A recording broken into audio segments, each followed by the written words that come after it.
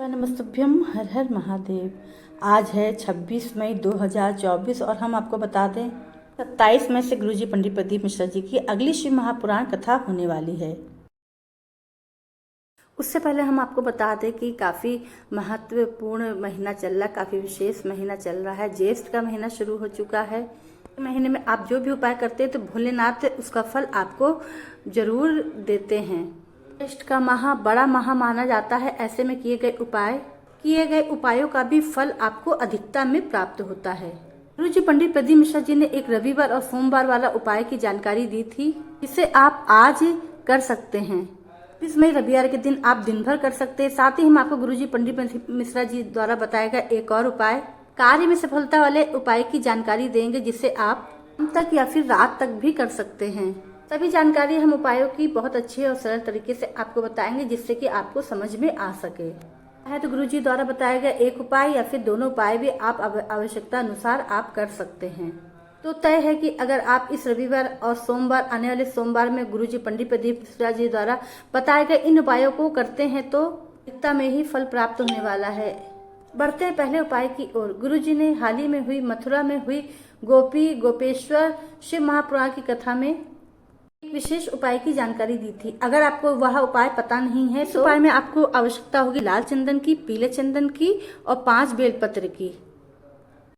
आपको लाल चंदन का पहले प्रयोग करना है और लाल चंदन की 7 बिंदी आपको माता के जो अर्घा है, जो आप किनारे किनारे जो लाइन देख रहे हैं, जहाँ गणेश जी का स्थान होता है, कार्तिकेय जी का स्थान होता है, उस किनारे और जहाँ पीली बिंदी आप देख रहे हैं इतनी सारी लगी, वहां पर आपको लाल चंदन की 7 बिंदी शिवलिंग के चारों ओर लगानी है। बाद में आपको 5 बिंदी पीले चंदन की आपको ये अशोक सुंदरी माता के स्थान पे लगानी है। इतना तो आप जान गए होंगे अशोक सुंदरी माता के स्थान कहाँ पर है। जो मोटी सी लाइन जो बीच में बनी रहती गणेश जी और कार्तिकेय जी के स्थान पर, वहाँ बीच में आप जो है 5 बिंदी पीले चंदन की आपको लगा देनी है। 7 बिंदी आपको अर्घा पे लगानी है और 5 बिंदी पीले चंदन की अशोक सुंदरी माता के स्थान पे लगा देनी है। इस तरफ को आप बीच में जो मोटी सी लाइन देख रहे हैं यहाँ पर आपको लगा देनी है।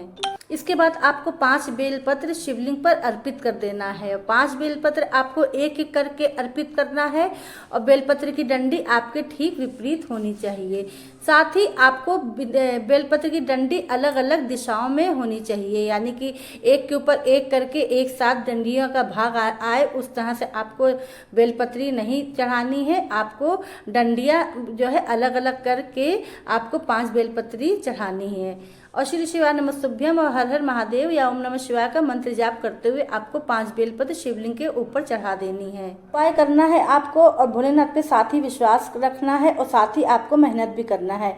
ये कार्य प्रगति के लिए, अगर आपका कोई कार्य रुका हुआ है, कोई कार्य नहीं हो रहा, कार्य में सफलता प्राप्ति के लिए यह उपाय आपको करना है। कोई व्यापार शुरू किया या कोई ढाबा आप खोल लें या कोई कार्य शुरू करने वाले हैं तो वह कार्य के लिए आपने यह उपाय किया है, तो साथ ही आपको मेहनत भी करनी है। कार्य में आगे बढ़ना चाहते हैं, आप सफलता प्राप्त करना चाहते हैं अपने कार्य में, तो आपको यह उपाय करना है, साथ ही आपको मेहनत करना है। तभी आपको भोलेनाथ का साथ प्राप्त होगा और भोलेनाथ की कृपा प्राप्त होगी। बढ़ते हैं दूसरे उपाय की ओर। गुरुजी पंडित प्रदीप मिश्रा जी ने एक रविवार और सोमवार वाला उपाय बताया था, जो कि शूल टंकेश्वर महादेव का नाम लेते हुए करना है। सूर्य टंकेश्वर महादेव का नाम लेते हुए आपको करना है। काफी सरल और अचूक उपाय है। हम आपको ज्यादा लंबा नहीं बताएंगे, बहुत ही सरल और छोटे तरीके से आपको बता देंगे। आपको एक तांबे का पात्र ले लेना है और उसमें जल भर लेना है और आपको सूर्य टंकेश्वर महादेव का स्मरण करते हुए आपको सूर्य देवता को अर्घ्य देना है। यानी कि आज रविवार के दिन आपको 12 बजे से पहले पहले आपको सूर्य देवता को अर्घ्य दे देना है। और आप जो भी सूर्य देवता का मंत्र जाप करना चाहते हो, जो भी मंत्र आता है वह मंत्र जाप करते हुए आपको सूर्य टंकेश्वर महादेव का नाम लेते हुए जल अर्घ्य आपको सूर्य देवता को देना है। यह रविवार का उपाय है। आप आज रविवार को भी कर सकते हैं और आने वाले का जो रविवार है आप किसी भी रविवार को कर सकते हैं। सूर्यदेव को अर्घ्य देते समय आपको ध्यान रखना है कि आपका जल का कलश जो है आपके सिर के ऊपर होना चाहिए, यानी कि हाथ आपको ऊपर होना चाहिए आपके सिर के, ना कि आपके सिर के एकदम नीचे या सामने होना चाहिए। आप सूर्य देवता का कोई मंत्र हो वो भी कर सकते हैं, या ओम सूर्याय नमः, ओम सूर्याय नमः, ओम सूर्याय नमः, ऐसे करके भी आप जल दे सकते हैं सूर्यदेव को। कलश को अपने दोनों हाथों में पकड़ के दोनों हाथ आपको अपने सर के ऊपर ले जाने हैं, मतलब सामने की ओर ऊपर ले जाने हैं और सूर्यदेव को अर्घ्य देना है और एक धार बहाते हुए आपको जल की धारा बहानी है, जिससे आपकी जल की धारा से आपको सूर्य देवता को देखना है। अगर आप नहीं भी कर सकते तो कोई दिक्कत की बात है, लेकिन जल की धारा सूर्य देवता के सामने से निकले, ताकि आपको सूर्य देवता के जल की धारा के सामने से दर्शन हो। और इसके बाद आपको जल का जो कलश है, वो पात्र है, वो लोटा है, उसको आपको धोना नहीं है, उसको रख लेना है। और फिर अगले दिन सोमवार आएगा, तो सोमवार को आपको 27 मई को रविवार, आज 26 मई रविवार के दिन आप यह उपाय करेंगे और लोटा वैसे ही रख देंगे बिना धोए। फिर 27 मई यानी कि कल सोमवार के दिन आपको उसी पात्र में बिना धोए उसमें जल भर लेना है और पहुंच जाना है शिवालय।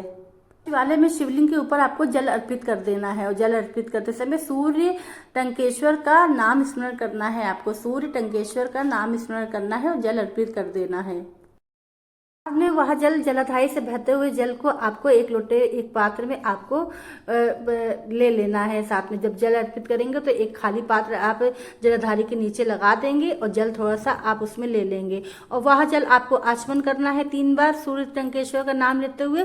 और जो भी त्वचा संबंधित आपके जो रोग है, त्वचा में जो भी एलर्जी है या दाग है या सफ़ेद रोग है या कुछ भी कोई भी त्वचा संबंधित रोग है, तो उस स्थान पे आपको अपनी त्वचा पर लगा लेना है वह जल को। कोई भी रोग हो, आपको काला रोग हो, त्वचा में सफ़ेद रोग हो गया हो या फिर झाइयाँ हो गई हों या फिर जो है पिंपल्स हो या दाग धब्बे हों, कोई भी त्वचा संबंधित आपको बीमारी हो, तो आपको यह जल आपको अपने शरीर में अपनी त्वचा पर लगा लेना है और सूर्य टंकेश्वर महादेव का नाम लेते हुए आपको लगाना है। गुरुजी ने यह सूर्य संबंधित बीमारी के लिए यह उपाय बताया है। आपकी जैसी भी त्वचा की बीमारी होगी उसमें लाभ मिलने को देखने को मिलेगा और दवा काम करने लगेंगी। और यह उपाय बहुत ही अचूक उपाय है, गुरुजी द्वारा बताया गया उपाय। यह आप उपाय कभी भी किसी भी दिन कर सकते हैं, यानी कि शनिवार के दिन आपको रविवार के दिन आपको करना है और सोमवार को ये उपाय भी आपको करना है। और इस वीडियो में 2 उपाय हमने बताए हैं जो कि प्रदीप मिश्रा जी द्वारा बताए गए उपाय हैं, बहुत ही अचूक उपाय हैं।